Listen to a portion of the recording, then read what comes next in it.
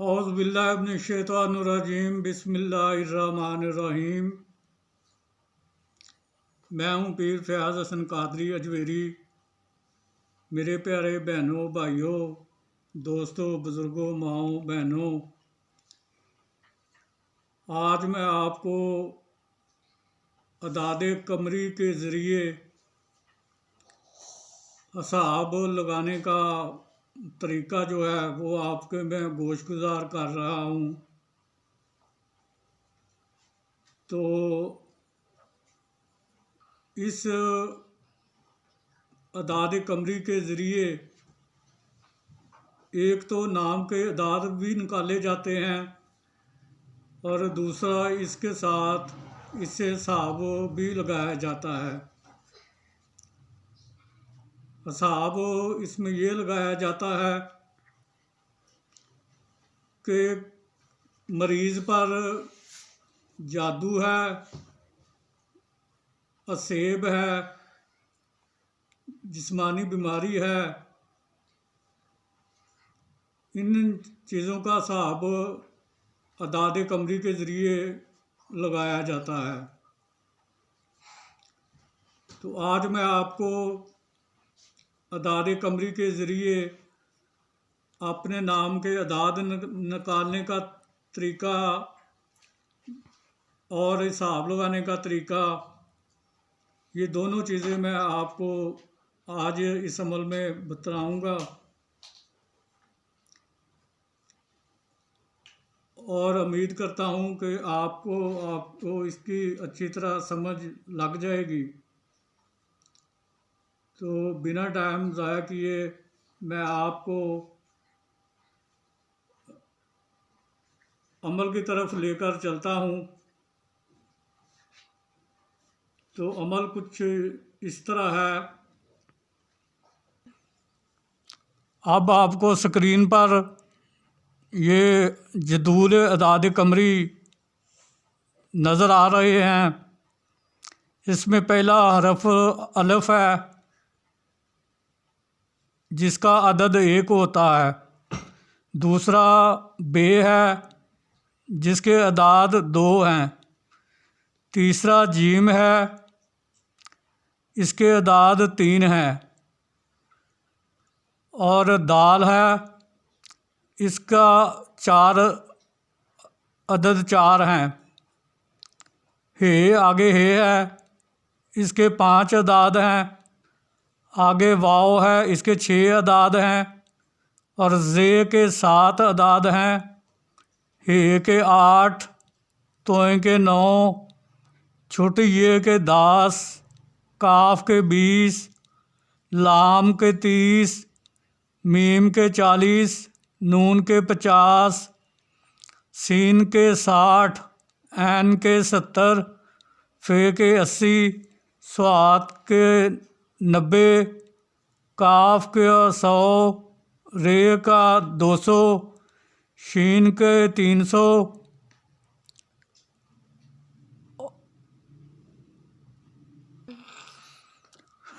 ते के जो अदद हैं वो 400 हैं। से के 500 हैं। खे के अदद 600 हैं। और ज़ाल के 700, दुआत के 800, तोय के 900, गैन के अदाद जो है वो 1000 है। तो ये अरबी में 28 हरूफ होते हैं,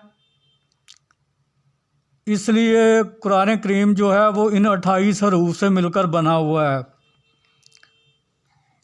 ये अरबी में 28 हरूफ के अदाद हैं, जबकि उर्दू की अदाद में कुछ हरूफ जो ज़ायद इस्तेमाल होते हैं, उनमें पे है, जीम चे है, जे है और गाफ है। ये अरबी में हरूफ इस्तेमाल नहीं होते। तो इसलिए जो पे के अदद हैं वो 2 शामिल किए जाएंगे। चे के 3, जे के 7 और गाफ के 30 अदद जो हैं वो लिखे जाएंगे। और इसके नीचे आपको दिनों के अदाद भी बताता हूँ, क्योंकि इसमें हिसाब लगाने में इनकी ज़रूरत पड़ती है। तो हफ्ता का दिन जो होता है उसके अदाद होते हैं 357। इतवार के दिन के जो अदद हैं वो 387 हैं। पीर के दिन के अदाद 367 हैं। मंगल के दिन के अदाद 422। बुध के दिन के अदाद 566। जुमेरात दिन के अदाद 412 और जुमा के दिन के अदाद 118 होते हैं। अब मैं आपको बताता हूँ कि कैसे क्या करना है। जैसे कि मेरा नाम है फ़याज़ हसन, तो इस फ़याज़ हसन के जो हरूफ हैं उनको जुदा जुदा करके आपने लिखना है। पहले है फ़े, पहले फ़े आएगा, फिर ये छोटी ये आएगा, फिर अलफ आ गया और उसके बाद ज़ुआद आ गया। फिर हसन को भी तोड़कर लिखना है। इसमें पहले हे लहदा लिखा, फिर सीन को लहदा लिखा और फिर नून को लहदा से लिख लिया। अब ऊपर जो जदूल दिया गया है अदाद का, उनमें से आपने फ़े के अदाद लिखे 80, छोटी ये के अदाद लिखे 10, अलफ का एक अदद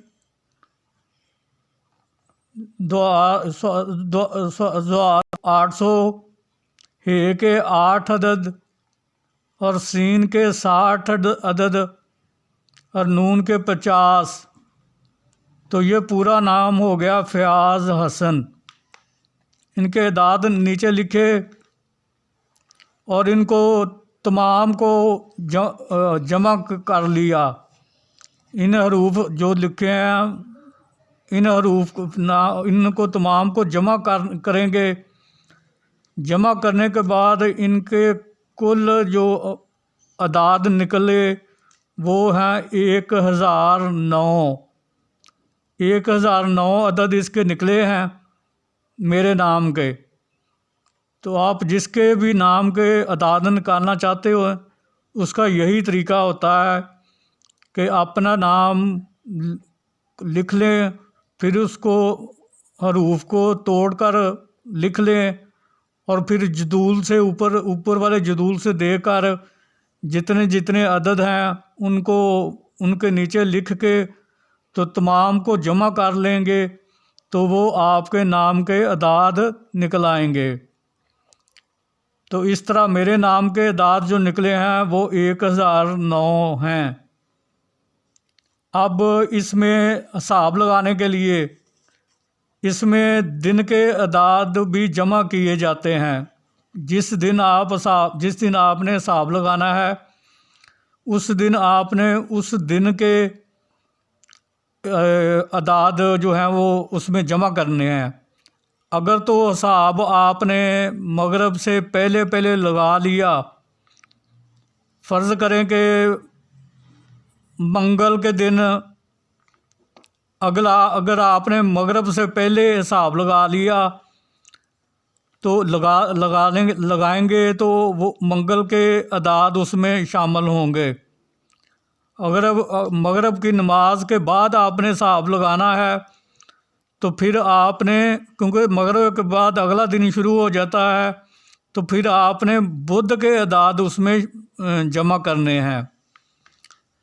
तो इसी तरीके के मुताबिक मैंने ये हिसाब जो है मंगल के दिन मगरिब की नमाज के बाद बनाया है। तो इसलिए मैंने इसमें मंगल के दिन की बजाय बुध के दिन के अदाद लिखे हैं, शुमार किए हैं। तो दिन के दाद को इसमें जमा कर लेना है अपने नाम के दाद के, और इसमें आपने दिन के दाद को जमा करना है। जमा करने के बाद इसका जो जितने कुल अदाद बने उनको आपने 4 से तकसीम करना है। 4 से तकसीम करना है। 4 से तकसीम इसको किया तो इसी तरह आपने 4 से तकसीम करते जाना है, और जो बाकी बचे उसको फिर आपने देखना है कि बाकी क्या बचा है। तो इसमें अगर 4 के कुल अदाद को 4 पर तकसीम करना है, फिर आपने एंड पर जो बाकी बचे उसको आपने देखना है कि कितने बचे हैं। अगर बाकी 1 बचे तो उस मरीज़ को अंदरूनी बुखार की अलामत होती है। अगर बाकी 2 बचें तो इस मरीज़ को जिस्मानी बीमारी होती है। अगर बाकी 3 बचें तो उस मरीज़ पर असेब का साया होता है। अब ये असेब में जिन भी आ जाते हैं,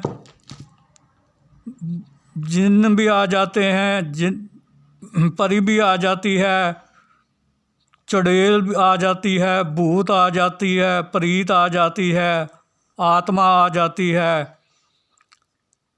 इन तमाम को असेब के नाम से मंसूब किया जाता है कि इनमें से कोई भी चीज़ हो सकती है। जिन्न हो सकता है, परी हो सकती है, चुड़ैल हो सकती है, भूत हो सकती है, प्रीत हो सकती है, आत्मा हो सकती है। तो इसको असेब कहा जाता है। इन अशिया को असेब के नाम से जो मंसूब किया जाता है। तो 3 बचें तो उस साया सेब होगा, फिर उसका इलाज करें उसके मुताबिक। अगर बाकी 4 बचें तो उस मरीज़ पर जादू होगा। उस मरीज़ पर जादू है, और जादू के ज़रिए ही जादू को ख़त्म करने के उसका इलाज जादू ख़त्म करने के लिए करेंगे। तो ये था अदाद कमरी के ज़रिए नाम के अदाद निकालने का तरीक़ा, और अदाद कमरी के ज़रिए मरीज़ पर मर्ज़ मालूम करने का तरीक़ा। अदाद कमरी के मुताबिक मैंने आपको बता दिया है, और स्क्रीन पर भी आपको नज़र आ रहा है। तो उम्मीद करता हूँ कि आप इसको अच्छी तरह समझ गए होंगे। अगर फिर भी कोई मुश्किल हो या किसी चीज़ की आपको समझ ना लगी हो तो आप मुझे मेरे व्हाट्सएप नंबर पर रब्ता करके वो बात आप जिसकी आपको समझ ना लगी हो वो आप मुझसे मालूम कर सकते हैं। मैं आपको अच्छी तरह से फिर भी समझा दूंगा।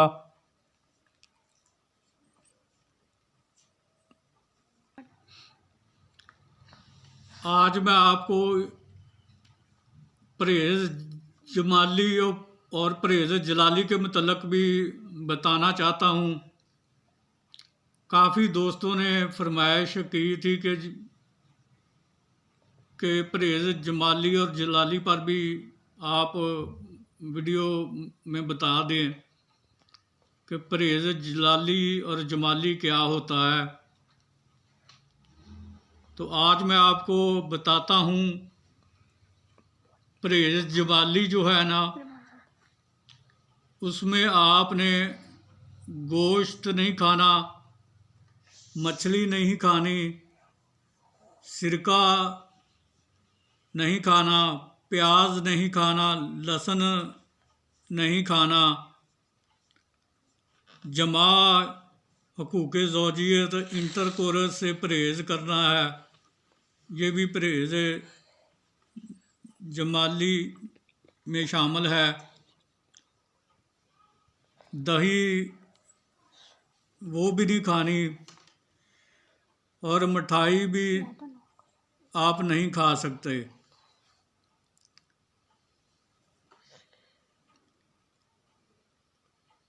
इसमें आप मेवा, सरसों और तिल का तेल जो है वो इस्तेमाल कर सकते हैं, वो भी इस शर्त पर कि इसकी पाकीज़गी में ज़रा भर भी शुबह ना हो। ये है जी परहेज़ जमाली, इसको हम परहेज़ जमाली कहते हैं। और दूसरा आ जाता है परहेज़ जलाली, और इसको तर्के हवानात से भी लोग कहते हैं, बताते हैं। परहेज़ जला उसको तर्के हवानात भी कहा जाता है। परहेज़ जलाली को तर्के हवानात के नाम से भी मंसूब किया जाता है। इसमें आपने मछली नहीं खा सकते, गोश्त नहीं खा सकते, अंडा नहीं खा सकते, लहसुन नहीं खा सकते, नहीं खा सकते आप, शहद भी नहीं खा सकते, मुश्क भी आप नहीं इस्तेमाल कर सकते, सिरका भी आप नहीं इस्तेमाल कर सकते, और मूली जो है वो भी आप नहीं खा सकते। हींग जो होती है वो भी आप नहीं इस्तेमाल कर सकते। अंबर एक होती है वो भी आप इस्तेमाल नहीं कर सकते, ना खा सकते हैं। और छुहारा जो है वो भी आपने ना खाना है। सिर्फ तेल, सरसों का तेल और तिल का तेल इस्तेमाल कर सकते हैं, वो भी इस शर्त पर कि उसमें नापाकी का ज़रा भर भी जो है वो शुबह ना हो। नशा की कोई भी चीज़ आप नहीं खा सकते, सिगरेट नहीं पी सकते, हुक्का नहीं इस्तेमाल कर सकते, और नस्वार या बीड़ी वो भी आप इस्तेमाल नहीं कर सकते। चमड़े के डोल से आप पानी नहीं पी सकते। नदी या दरिया का पानी आप मिट्टी के बर्तन में सिर्फ इस्तेमाल कर सकते हैं। मिट्टी के बर्तन में ही उसको डालना है और मिट्टी के बर्तन के साथ ही उसको पीना है।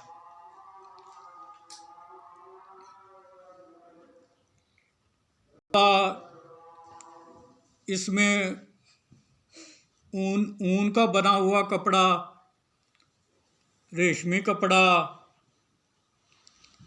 ये भी आप इसमें इस्तेमाल नहीं करेंगे। और चमड़े के जो मोज़े बने होते हैं पैरों पर पहनने के लिए, वो भी आप इस्तेमाल नहीं कर सकते। आप जो है हाथी के दांत के जो छुरी हाथी के दांत के दस्ते की बनी हुई हो, वो भी आप इस्तेमाल नहीं कर सकते। और हाथी या घोड़े पर आप सवारी भी नहीं कर सकते। इसके अलावा आप खत नहीं बनवा सकते, मतलब दाढ़ी का जो खत आप करवाते हैं वो भी नहीं आप करवा सकते। और अपने हाथ पाँव के नाखून वो भी नहीं आप कटवा सकते। और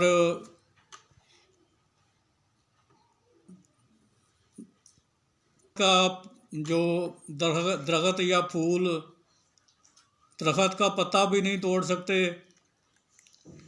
और फूल का कोई फूल भी आप नहीं तोड़ सकते। अब आपने रोज़ाना गुस्ल करना है और तन्हाई इख्तियार करनी है। मतलब ये कि आपने बिल्कुल दुनिया से अलग थलग अपने आप को एक कमरे के अंदर जो है वो कैद कर लेना है, उससे बाहर नहीं निकलना। सिर्फ अगर निकल हाजत वगैरह करने के लिए आप जा सकते हैं, लेकिन वो भी आपने अपने मुंह को ढाँप कर, चेहरे को छुपा कर आपने बाथरूम में जाना है। तो अगर हो सके तो आप एक परहेजगार जो खिदमतगार है वो अपने साथ रखें, ताकि जिस चीज़ की भी आपको ज़रूरत पड़े आप उसको पर्ची पर लिख कर दे सकते हैं। तो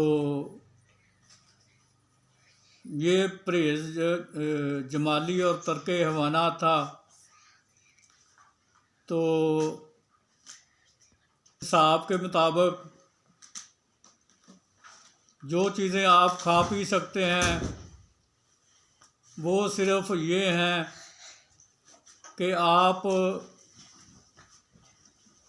गंदम की रोटी, जौ की रोटी, बाजरे की रोटी और सब्जियां जो हैं वो उबाल कर बगैर नमक के, बगैर मिर्च के, बगैर घी के, सिर्फ उबाल कर सब्जियां आप जो हैं वो इस्तेमाल कर सकते हैं। ये बस 3-4 चीज़ें आप परहेज़ जलाली व जमाली में इस्तेमाल कर सकते हैं। बाकी आप कुछ खा पी नहीं सकते। ये इतना सख्त परहेज़ है, परहेज़ जलाली व जमाली, कि इसमें से आप सिर्फ गंदम की रोटी, जौ की रोटी, बाजरे की रोटी और जो है दाल की रोटी और नान जो होते हैं, नान, वो आप खा सकते हैं। और सब्जियों में आप सिर्फ जो सब्जियां उबाल कर आप इस्तेमाल कर सकते हैं बग़ैर नमक मिर्च और घी के। तो ये आप सिर्फ परहेज़ जलाली व जमाली में ये चीज़ें आप इस्तेमाल कर सकते हैं और बाकी सब कुछ छोड़ देना होता है। और परहेज़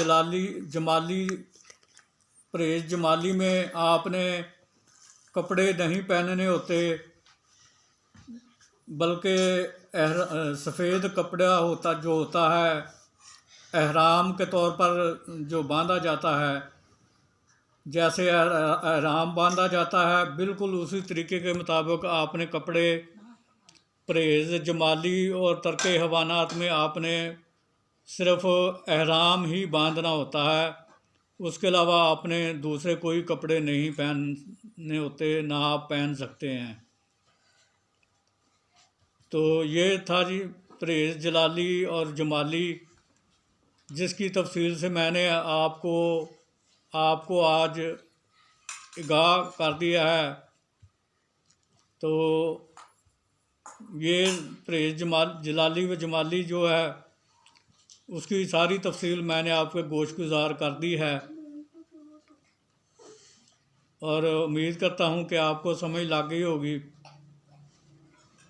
फिर भी अगर कोई मसला हो तो आप मुझे व्हाट्सएप पे रब्ता करके मुझसे मालूम कर सकते हैं। और इसके अलावा आज मैं आपको इल्म कशफ के बारे में कुछ बताना चाहता हूँ। इल्म कशफ जो होता है वो दो तरह का होता है।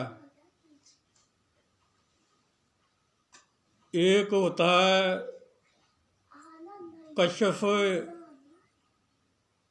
वाहबी और दूसरा होता है कशफ कसबी। कशफ की दो अक़साम होती हैं, एक कशफ होता है वाहबी और दूसरा कशफ होता है कसबी। अब वाहबी जो कशफ होता है वो अल्लाह ताला जिसको चाहे अपनी अनायत से, अपनी हिकमत से, अपनी मर्ज़ी से जिसको भी चाहे वो अता फरमा देता है। औलिया कराम बुज़ुर्गान दीन को अल्लाह ताला कशफ वाहबी जो है वो हर किसी को अता नहीं करता।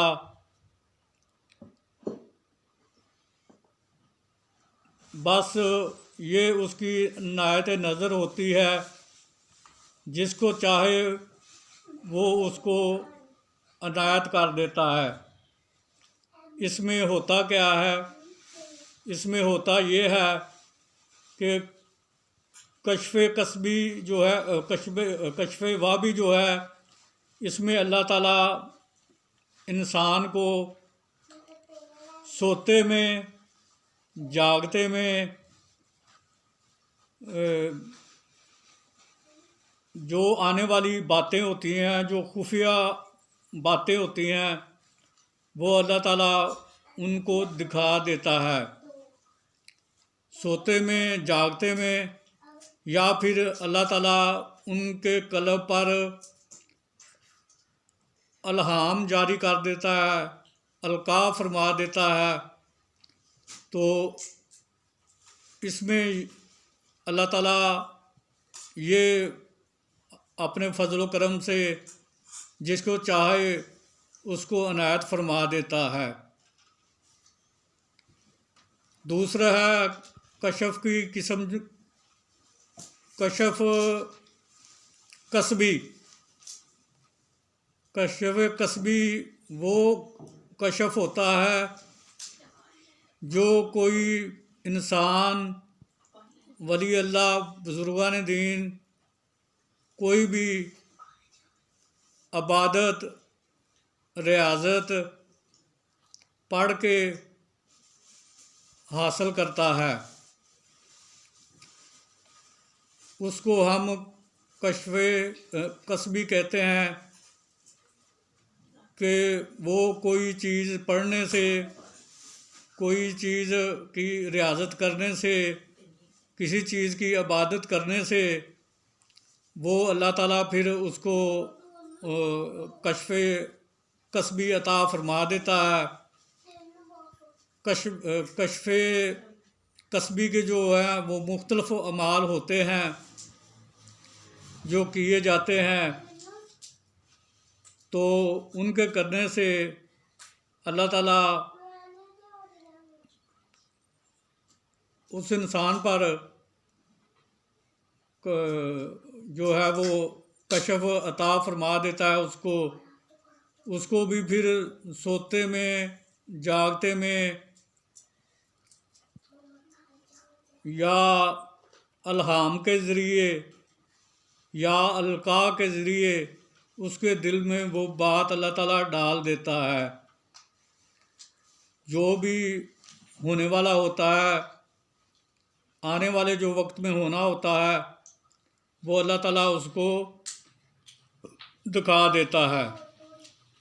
तो कश्फ कसबी जो होता है वो आप उसमें रियाजत करना पड़ती है, उसमें इबादत करना पड़ती है, तो फिर वो इंसान को हासिल हो जाता है। आज मैं आपको इल्म कसबी जो है उसका एक अमल भी दे रहा हूँ, जो कि आप रोज़ाना पढ़ के जो भी अल्लाह ताला से दुआ मांगा करेंगे, जब तक वो आप अमल करते रहेंगे उस वक़्त तक अल्लाह ताला आपकी हर दुआ कबूल फरमाएगा। अगर आप किसी दुश्मन के लिए दुआ करेंगे तो वो दुश्मन भी अल्लाह ताला तबाह बर्बाद फरमा देगा। और अगर दुश्मन हक पर हो, आप उसको नाजायज़ तौर पर तंग ना करें, वरना इसमें रुज्जत हो सकती है। इसलिए अगर आपका दुश्मन जो है वो ज़ालिम है और वाकई वो जुल्म करता है और उससे मखलूक खुदा जो है वो तंग है, तो फिर आप इस अमल के ज़रिए अल्लाह ताला से दुआ मांग सकते हैं उसकी तबाही और बर्बादी के लिए। तो अल्लाह ताला अपने फजल करम से उसको तबाह बर्बाद कर देंगे। और आप अगर बारिश की दुआ मांगेंगे, बारिश की बरसनी शुरू हो जाएगी। मतलब ये कि जो भी दुआ आप मांगेंगे अल्लाह ताला वो फ़ौरन कबूल फरमाता है। तो वो अमल मैं आपको बता देता हूँ। वो अमल ये है,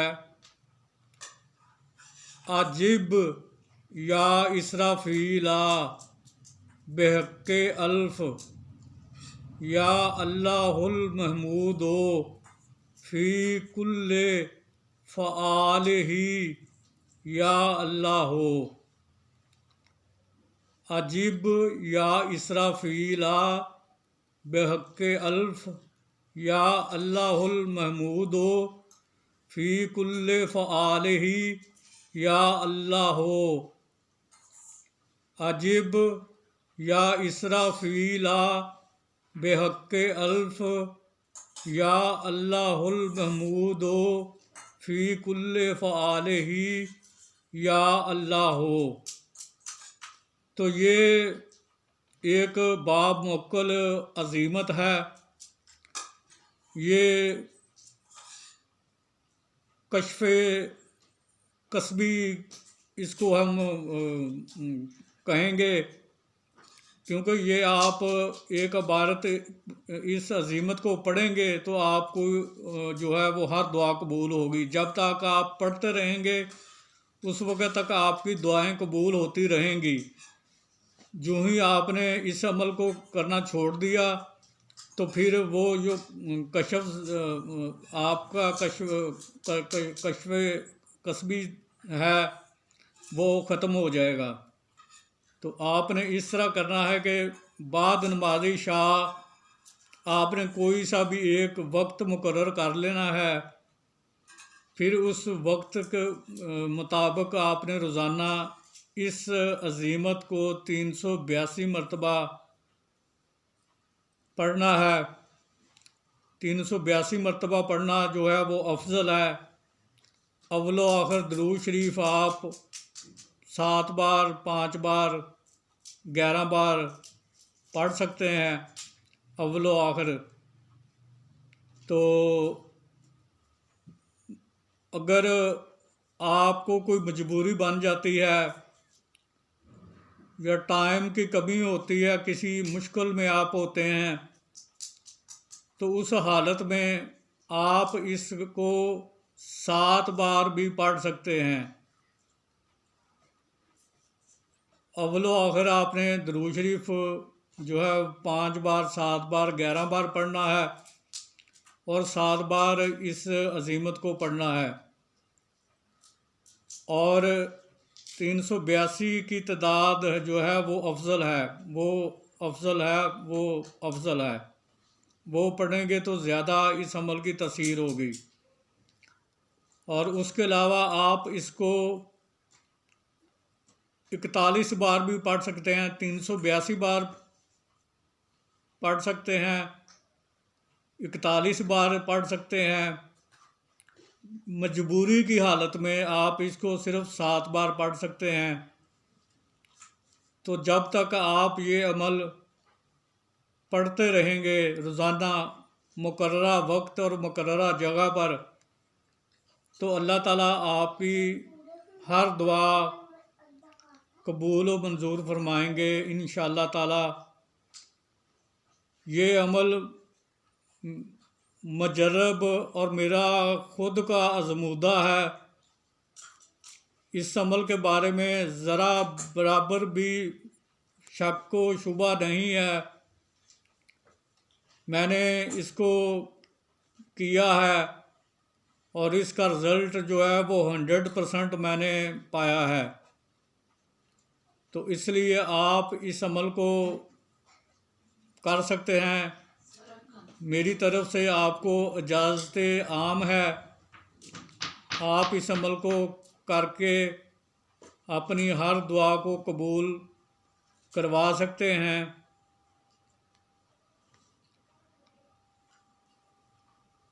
लेकिन किसी भी शख्स का के हक़ में आपने बुरी दुआ जो है वो नहीं करनी, क्योंकि अल्लाह ताला सूफ़ी जो होता है वो वही होता है जिसकी रज़ा अल्लाह ताला की रज़ा में शामिल होती है। तो वही असल में सूफ़ी कहलाने का हक़दार है, क्योंकि अल्लाह ताला मुख्तलिफ़ आज़माइशों के ज़रिए अपने बंदे को आज़माता है। कभी इस पर रिज़्क़ की तंगी करके उसको आज़माता है, कभी उसको परेशानियों में मुब्तला करके उसको आज़माता है, कभी उसको मुसीबतों में और कभी उसको बीमारियों में मुब्तला करके आज़माता है, और कभी उसके घर वालों को मुख्तलिफ़ ज़रियों से वो अल्लाह जो है वो उसको जो अज़ियतें देकर आज़माता है। उसके घर वालों को भी परेशान करके उसको अपने बंदे को आज़माता है। और सूफ़ी वही होता है जो अल्लाह ताला की रज़ा में अपनी रज़ा को अल्लाह ताला की रज़ा समझे, अल्लाह ताला की रज़ा को अपनी रज़ा में शामिल करे और जिस हाल में वो रखे उस हाल में उसका शुक्र अदा करता रहे। तो वही शख्स सूफ़ी कहलाने का हक़दार है। और अल्लाह ताला आज़माइशों के ज़रिए आज़माता है, फिर अपनी नज़र अनायत से उस पर मुख्तलिफ़ अनवार व तजल्लियात की बारिश भी फरमाता है और उसको दीनों दुनिया दोनों में कामयाबी भी अता फरमाता है। अल्लाह ताला ने कुरान मजीद में फरमाता है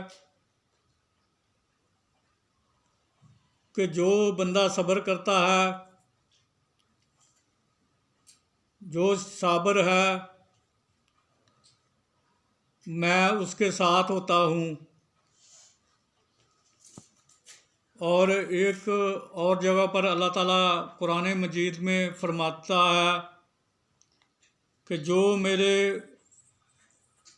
दोस्त वली से झगड़ा करता है, उससे झगड़ा करता है, तो वो उससे झगड़ा नहीं करता बल्कि वो मुझसे झगड़ा करता है।